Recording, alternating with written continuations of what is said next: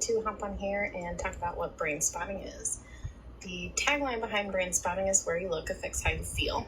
And so what that means is we will take something that we want to process through and we will use our eye gaze and then we'll process off using the eye gaze. So what that would look like would be something like, say we got cut off in a traffic jam or something and it annoys us or angers us, okay? I'm going to find that place in my body where I feel that.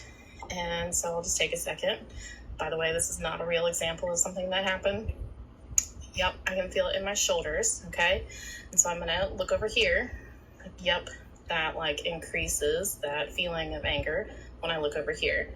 When I look here, okay, it releases a little bit. Maybe I'm more just like annoyed now rather than angry.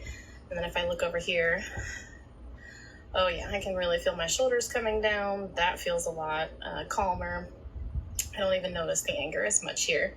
And what we would do is we would pick one of those eye gazes and we would just process off of that. We would hold the gaze there. So if I wanted to come at it from a calmer place, I would look over here and hold the gaze and just sit there for a while and process the anger of being cut off in traffic. You could also do it from the other end or from here. There's no wrong way to do brain spotting. We can pick any of those and we can do it just like I did with eye gaze and pick something. Or sometimes we'll use a pointer like this. And so it would be, is it here, here, and then we also have over here. But it's not necessary to have the pointer and we all do eye gazing all the time. What we're doing when we do that is sort of like a focus mindfulness. So if you've ever done mindfulness before and your mind is kind of jumping all over the place, what they call a monkey mind, they bring it back to the breath and they keep bringing it back to the breath. In brain spotting, we don't do that. We just allow whatever is there to come up and we process it. We just notice it and we just continue processing it. And so what we're doing when we're doing brain spotting in terms of brain science is we're sort of indirectly bypassing the neocortex, which is the analytical thinking part of the brain, which kind of sits up here. And we're getting into more of the subconscious and into the emotion, the limbic system, where we aren't necessarily consciously aware of what, like where the anger is coming from. And it can even get down into the brainstem. And there are people or instances of times where people are doing brain spotting where they talk about being able to feel it coming up their brainstem into their brain. I've had that too when I've done brain spotting for me.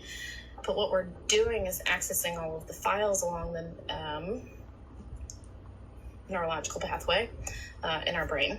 You can see I needed to look over there in order to pull that information out.